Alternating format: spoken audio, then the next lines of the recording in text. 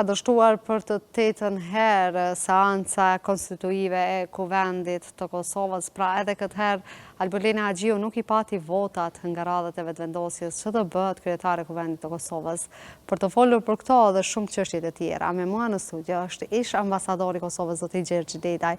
Zoti Dedaj, faleminderit shumë që gjete kohë që t'jesh pjesë e Infodez. Me kënaqësi, faleminderit për ftesën. Pam, zoti Dedaj, edhe këtë herë një dështim të seancës së Kuvendit të Kosovës. E pritshme, duke ditur se jemi kalitur tashmë që dështoj për sa herë seanca e Kuvendit të Kosovës. Sa mendoni dhe sa do të kemi luksin që zgjatet këto dështime?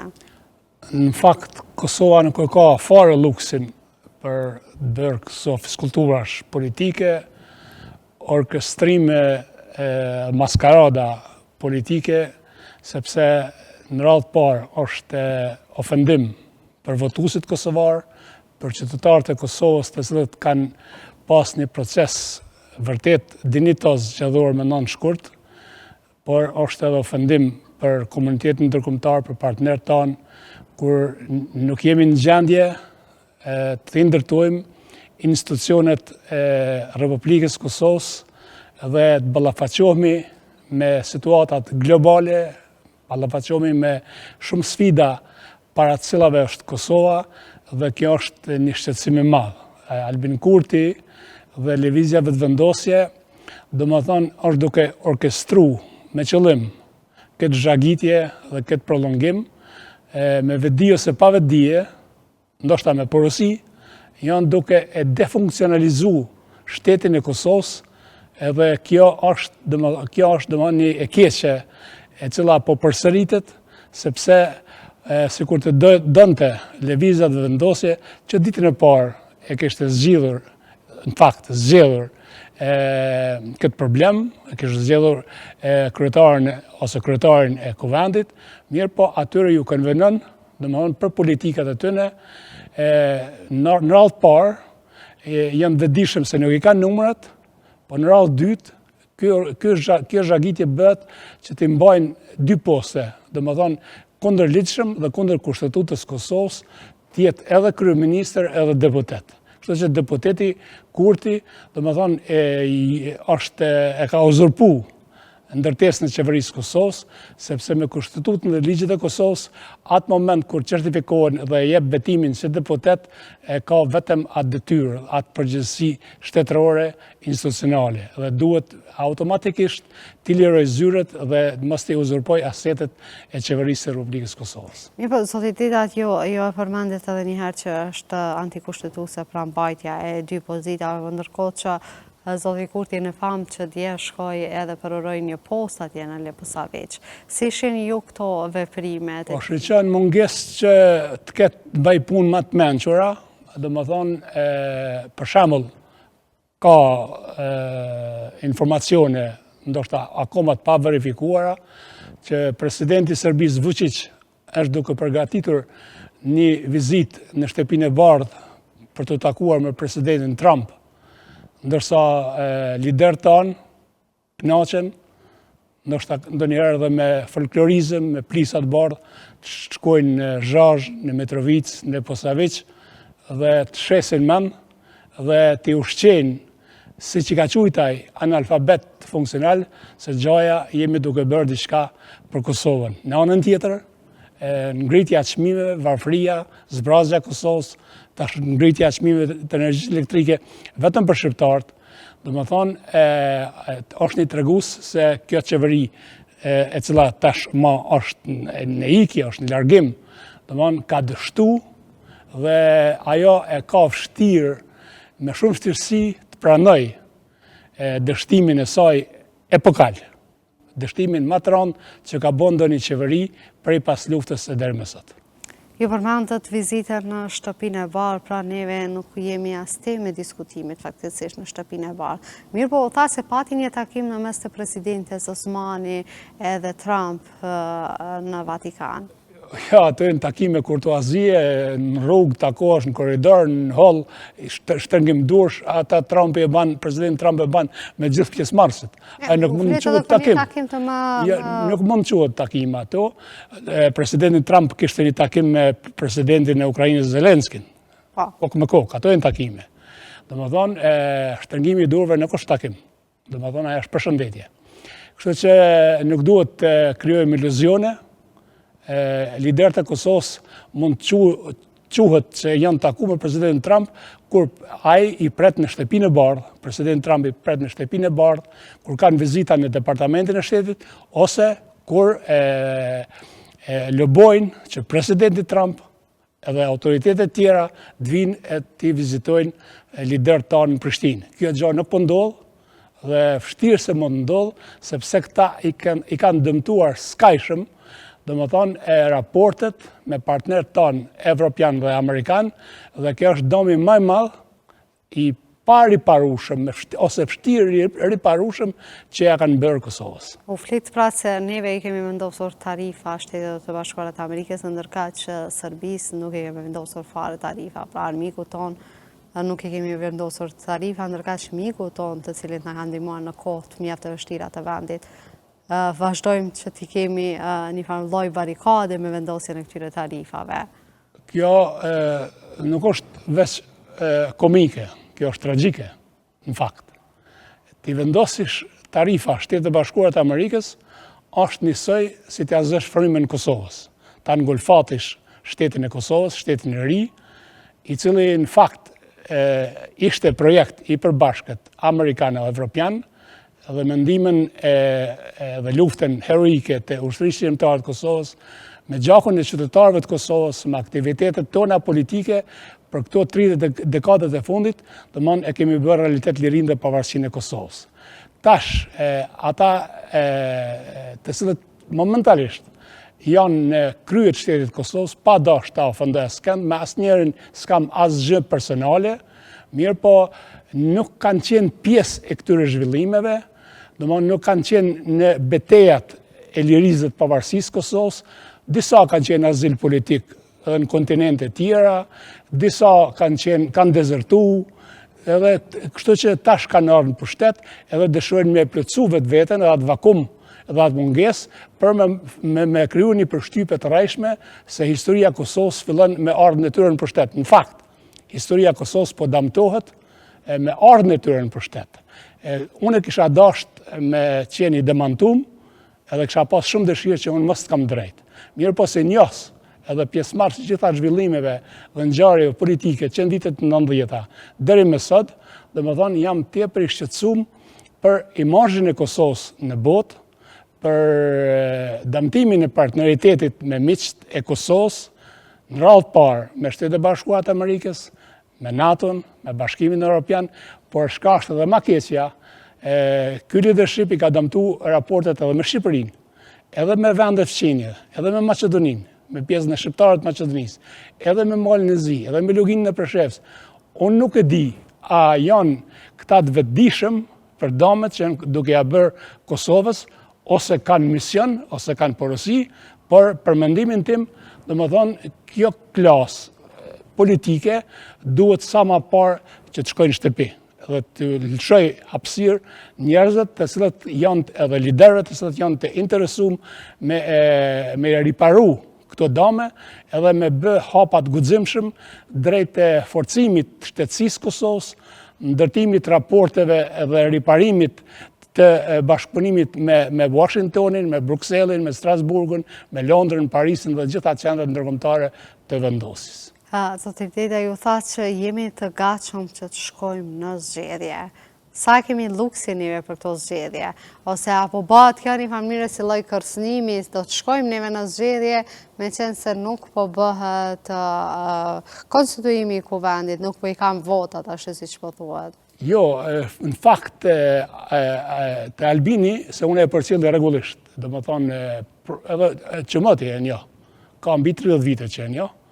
Përcjelli edhe njoh shumë mirë, ai me këtë që po kërcënon me zgjedhje, ai po thot ose e baj unë qeverinë e bëhem kryeministër, tjerëve edhe nëse i kanë numrat, nuk do t'ja lejoj, që kjo është një uzurpim i shtetit, ose do të shkojmë zgjedhje. Domethënë ai po kërcënon me zgjedhje. Ai do të ishte mirë të thoshte kështu, edhe në demokracitë perëndimore, demokracitë e konsoliduara, një parti që dele para, ka të drejtë kushtetuese dhe ligjore ta bëj shumicën prej 61 e ma shumë deputet. Nëse nuk mundet me bë shumicën, aja do të me thonë votuesët vetë, me ju drejtu Kosovës, ne nuk po mundimi me bë shumicën, le ta provon partit ish opozitare, le ta provojnë. Nëse edhe ata nuk mundin me bë shumicën, atëherë normalisht se vendi shkon në zgjedhje. Mirë po, nëse thunë se ose e baj unë në qeverin, ose vendi duhet shkon në zgjedhje, ajo është kërcënimi i demokracisë, është e kundërlidhshme dhe ndaj këtyre kërcënimeve duhet me pas rol edhe zonja Osmani, por edhe prokuroria, sepse askush nuk ka të drejtë, as nuk e kalon baba amanet, me bosh ka dënë me Kosovën, me institucionet e Kosovës, me shtetin e Kosovës, sepse ky shtet dhe për këtë shtet kanë sakrifikuar të gjithë shqiptarët, edhe të tjerët, edhe miqtë tanë, dhe nuk është pronë private Kosova, as nuk është pronë një partije politike cila do qoftë ajo, për me mujtë me vendos, nëse unë nuk jam kryeministre, vendi duhet me shku në zgjedhje. Nëse ky person, ose ky deputet, ose kjo deputete nuk bëhet kryetare e parlamentit, vendi duhet me shku në zgjedhje. Jo, vendi duhet me respektuar kushtetutën dhe procedurat ligjore, që nëse nuk mundet me i bë vetë 61 deputet, atëherë më ia dhon mundësinë të tjerëve, nëse edhe të tjerët dështojnë, nuk mund t'i bojnë 61, pastaj detyrimisht vendi shkon në zgjedhje të jashtëzakonshme. Domthonë, kjo është matematika e demokracisë, është agenda e demokracisë. Dhe kushdo që shkel këtë procedurë dhe këtë agendë, ai shkel ligjet dhe kushtetutën e Kosovës. Mirë, pra zoti Detaj, apo friksohet zoti Kurti që ta marrë në detyrën si kryeministri i vendit, duke ditur të gjitha sfidat që kemi. Ne kemi një shtrejtim të energjisë elektrike, shumë qytetarë të revoltuar për shkak të rritjes së konsumit të jetesës në Kosovë, madje migrimit që thuhet se do të vazhdojë edhe me tutje, për shkak se shumë kompani nuk do të jenë të zot të maj punëtor për shkak të shtrejtimeve që janë bërë, pastaj edhe politikat botërore në vend, të cilët dashëm apo zdashëm do të përfshihemi në to, madje një Trump i cili mund të ballafaqohemi me të herët apo vonë. Shqo, si sociolog me profesion, e kam analizuar në aspektin sociologjik dhe psikologjik. Zakonisht, diktatorët, ata që kanë simptome diktatorëve, se kjo është i vogël me qenë diktator, nuk mundet, se për me qenë diktator dhe me qenë dhe i fuqishëm, janë fregasak. Dhe ata i fregohen gjdo kuj, gjdo subjekti politik. Edhe mediave i fregohen, ikin prej mediave, nuk shkojnë në studio. Dhe më thonë, i fregohen realitetit, edhe dojnë ashtu në tavolinë, në rogoz, me mujtë prap me mbjetu në pushtet, sepse për ata, për diktatorët, prioritet është pushteti, jo shteti. Dhe këtu duhet ta bëjmë dallimin, domethënë atij që është adoptar dhe patriot, a je për pushtet që mund të ngjan me bot çdo gjë, edhe me damtu vendin vetëm me majt pushtet, a je për forcimin e shtetit dhe për shtetin e Kosovës. Vetë fakti se ai Kurti nuk ju ka përgjigj as ftesave të prokurorisë të Kosovës, nuk respekton as gjykatat e Kosovës. Domthonë, kjo tregon se ai nuk është institucionalist, ai fakti ka gjujt institucionet e Kosovës dhe i ka djeg, ka gjujt policinë e Kosovës dhe i ka lëndu, i ka përgjak. E mos flasim tjera, se nuk ka marrë për me fy, as nuk e kam as qëllim, as atë interes, po ma shumë e kam shqetësimin dhe preokupimin për fatin e Kosovës, për cilën kemi dhënë shumë gjak, kemi bërë çdo gjë, ndoshta edhe pa besueshme, çfarë kemi bërë që tash 35 vjet që ta bëjmë realitet lirinë e pavarësinë e Kosovës. Askush nuk ka drejt me ja rrezikue të ardhmen rinisë Kosovës, të ardhmen që ta ndërtojnë të ardhmen e tyre në shtetin e Kosovës. Rinia e Kosovës sot po shikon secili si të ikën nga Kosova, ka ngritje çmimeve, ka ngritje domethënë enorme të çmimit të energjisë elektrike, të shportës ditore, jeta në Kosovë po thuaj është e përfshirë veriun e vetë. Pamundshme. Mirë po i ka ata veriun serb të veriut, ata i ka amnistu, si zakonisht. Ai ban këto fiskultura, shkon të një poste, shkruan në një zarf. Ku diun ato më thon, nuk janë sjelljet e një lideri,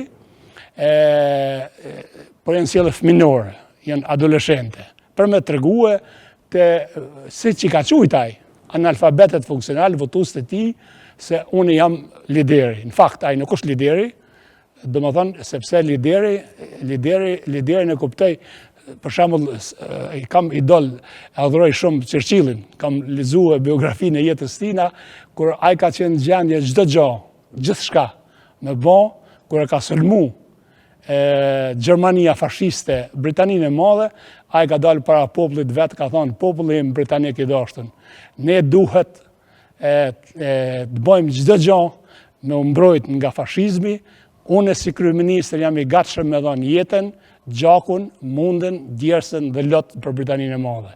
Dhe i ka bërë gjitha dhe ka fitu luftën ndaj fashizmit. Kështu që ai është lideri. Lideri nuk është ai që thot populli im i dashtën. Unë baj vetëm atë çka ju duhet me mlon mu kryeministër e me mlon lider të përhershëm me i shfrytzu asetet shtetërore, sepse ai kritikon të gjipat përpara, kritikon të gjithçka. Klasën e kalume politike, klasa stërvjetrume, tash u bë kampion i gjipave. Dhe më thonë, e kampion i truprojeve.